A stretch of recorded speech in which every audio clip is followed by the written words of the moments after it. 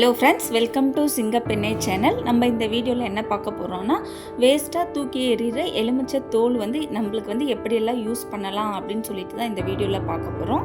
First tip என்ன பார்த்தோம்னா, இது போல் காஞ்சி போயிருக்கும் எலுமிச்சை பழம். அதை நம்ம வேஸ்ட்டாக தூக்கி எறியாமல் என்ன பண்ணலான்னா, ஒரு பவுலில் சூடான தண்ணியை ஊற்றிக்கலாம். ஊற்றிட்டு அதில் அந்த காஞ்சி போயிருந்துச்சு இல்லையா, அந்த எலுமிச்சை பழத்தை போட்டு ஒரு 5லேருந்து 10 நிமிஷம் அப்படியே விட்டுடலாம். கொஞ்சம் நேரம் கழித்து பார்த்தோம்னா அந்த தோலெல்லாம் கொஞ்சம் நல்லா சாஃப்டாகும். கொஞ்சம் அழுத்துகிற ஸ்டேஜில் வரும். நம்மளுக்கு எலுமிச்சை சாறும் கொஞ்சம் நிறையவே கிடைக்கும். இந்த பழம் ரொம்பவே காஞ்சி போயிருக்கு. சரி, ட்ரை பண்ணி பார்க்கலான்னு சொல்லிட்டு தான் போட்டு பார்த்தேன். ஆனால் எலுமிச்சை சாறு கொஞ்சம் கிடைச்சிது. ட்ரை பண்ணி பாருங்கள், ரொம்ப யூஸ்ஃபுல்லாகவே இருக்கும். அடுத்த டிப் என்ன பார்க்க போகிறோன்னா, நம்ம எலுமிச்சை பழத்தை எல்லாமே கட் பண்ணி வச்சுக்கலாம். கட் பண்ணி வச்சுட்டு அதில் இருக்கிற சாறை மொத்தத்தையும் பிழிஞ்சு வச்சுக்கலாம். பிழிஞ்சு வச்சுட்டு நம்ம எலுமிச்சை பழத்தை அப்படியே ஃப்ரிட்ஜில் வைக்கிறத விட இது போல் எலுமிச்சை சாறை பிழிஞ்சு ஒரு பாக்ஸ்லேயோ இல்லை ஒரு டப்பாலேயோ ஊற்றி ஃப்ரிட்ஜில் க்ளோஸ் பண்ணி வச்சிட்டோம்னா அது ரொம்ப நாளைக்கு அப்படியே இருக்கும். நம்ம தேவைப்படுறப்போ நம்ம என்ன பண்ணலான்னா எடுத்து ஜூஸ் போட்டுக்கலாம். இல்லை லெமன் ரைஸ் வேணும்னா லெமன் ரைஸ்க்கு இந்த சாறை நம்ம கலந்துக்கலாம். இது ரொம்ப யூஸ்ஃபுல்லாகவே இருக்கும். ட்ரை பண்ணி பாருங்கள். அடுத்த டிப் என்ன பார்க்க போகிறோன்னா, இது போல் காஞ்சி போன தோலை எடுத்துக்கிட்டு ஒரு வெள்ளை துணியில் கட்டிக்கலாம். கட்டிட்டு நம்ம க்ரோசரிஸ் எல்லாம் வைப்போம் இல்லையா, அந்த இடத்துல நம்ம அப்படியே வச்சிட்டோம்னா அதனுடைய ஸ்மெல்ஸ் எல்லாம் எதுவுமே வராமல் இருக்கும். இது போல் ஒரு வெள்ளை துணியில் கட்டிட்டு அப்படியே அந்த எங்கே ஸ்மெல்லு வருதோ அந்த பிளேஸில் அப்படியே வச்சிட்டோம்னா அந்த ஸ்மெல் எல்லாத்தையுமே இந்த எலுமிச்சை பழம் அப்சர்வ் பண்ணிக்கும். அடுத்த டிப் என்ன பார்த்தோம்னா, நம்ம தினமும் யூஸ் பண்ணக்கூடிய தோசை தவா எவ்வளோ தான் நம்ம கழுவினாலும் அதனுடைய ஆயில் பிசுப்பு எல்லாம் சைடில் அப்படியே தான் இருக்கும். அது நம்ம ஃபுல்லாக நல்லா க்ளீன் பண்ணலான்னா என்ன பண்ணலான்னா, இந்த எலுமிச்சை தோலும் பேக்கிங் சோடாவும் கொஞ்சம் சேர்த்துட்டு தேய்ச்சி கழுவி எடுத்தோம்னா நல்லா க்ளீனாகவே ஆகிடும்.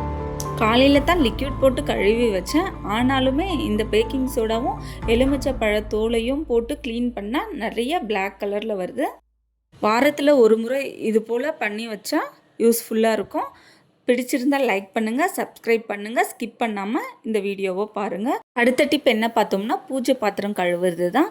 அதில் லைட்டாக உப்பை தூவிட்டு நம்ம எடுத்து வச்சுருக்கிற எலுமிச்சை பழத்தோலை தேய்ச்சோம்னா கலர் சேஞ்ச் ஆகுது. நீங்களே பார்க்கலாம் இந்த இடத்துக்கும் அந்த இடத்துக்கும் எவ்வளோ சேஞ்ச் ஆகிருக்குன்னுட்டு. இது ரொம்ப யூஸ்ஃபுல்லாகவும் இருக்கும்.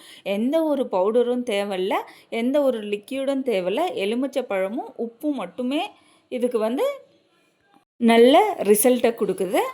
ரொம்பவே க்ளீனாகவும் ஆகுது. எந்த ஒரு கெமிக்கலுமே யூஸ் பண்ணலை. எலுமிச்சை பழம் இருந்தால் தூக்கி போடாமல் இது போல் யூஸ்ஃபுல்லாக பயன்படுத்தலாம். இது மட்டும் இல்லாமல் இன்னும் நிறைய பொருளுங்களை க்ளீன் பண்ணுறதுக்கு இது ரொம்ப யூஸ்ஃபுல்லாகவே இருக்குது. அதை தெரிஞ்சுக்கணுன்னா இந்த வீடியோவை ஸ்கிப் பண்ணாமல் தொடர்ந்து பார்த்துனே இருங்க. அடுத்த டிப்புக்கு போகலாம். அடுத்த டிப் என்ன பார்த்தோம்னா, ஒரு அரை எலுமிச்சை பழத்தோலை எடுத்துக்கலாம். எடுத்துகிட்டு அது மேலே பேக்கிங் சோடாவை ஃபுல்லாகவே பரவி விட்டுக்கலாம்.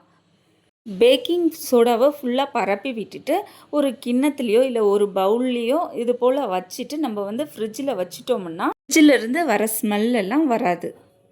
அடுத்த டிப் என்ன பார்த்தோம்னா, இது போல் டீ காய்ச்சும் போதோ இல்லை பால் திரும்ப திரும்ப ஒரே பாத்திரத்தில் காய்ச்சிட்டு இருக்கும்போது இது போல் அடிப்பிடிச்சிரும். அது நம்ம கஷ்டமே இல்லாமல் தேய்ச்சி எடுக்கணும்னா அந்த கிண்ணத்தில் தண்ணியை ஊற்றிட்டு ஒரு அரை எலுமிச்சை பழம் போட்டு பேக்கிங் சோடா ஒரு டேபிள் ஸ்பூன் போட்டுக்கலாம். அதுக்கப்புறம் வினிகர் கொஞ்சமாக ஊற்றிட்டு இது போல் நல்லா கொதிக்க வச்சு எடுத்தோம்னா அது அந்த பாத்திரத்தில் இருக்கிற அழுக்கு எல்லாமே நம்ம ரொம்ப அழுத்தி ஒன்றும் தேய்க்க தேவையில்ல.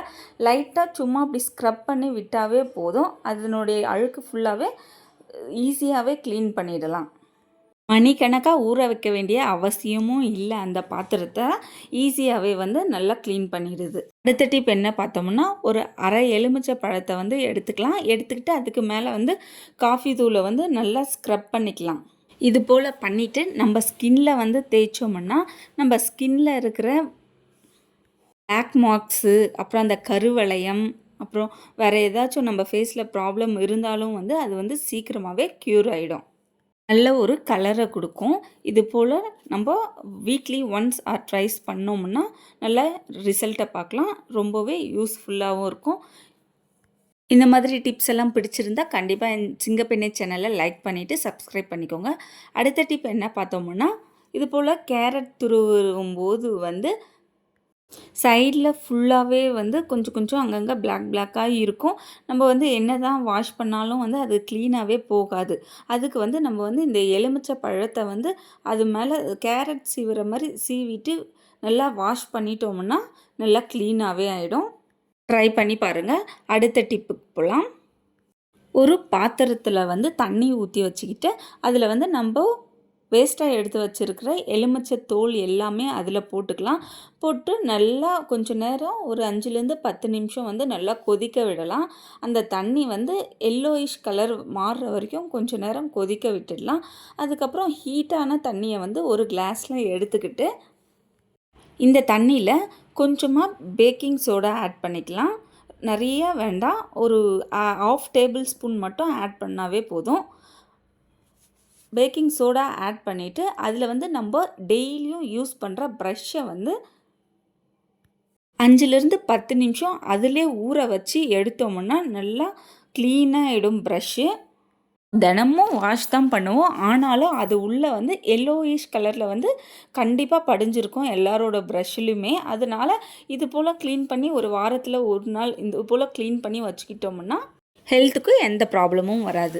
அடுத்த டிப் வந்து நம்ம டெய்லியும் யூஸ் பண்ணக்கூடிய ஸ்க்ரப்பர் வந்து என்ன தான் வாஷ் பண்ணாலும் அது வந்து ஒழுங்காகவே க்ளீன் ஆகாது. அதனால் இந்த தண்ணி வந்து நல்லா ஹீட்டாகவே ஒரு பவுலில் ஊற்றி எடுத்துக்கிட்டு அந்த ஸ்க்ரப்பரை வந்து கொஞ்சம் நேரம் ஊற வச்சுட்டு அதுக்கப்புறம் வாஷ் பண்ணி எடுத்தோம்னா க்ளீன் ஆகிடும். அடுத்து வந்து இது போல் தண்ணியை வந்து நம்ம வந்து வடிகட்டி ஒரு வாட்டர் பாட்டிலில் வந்து சேவ் பண்ணி வச்சுக்கலாம்.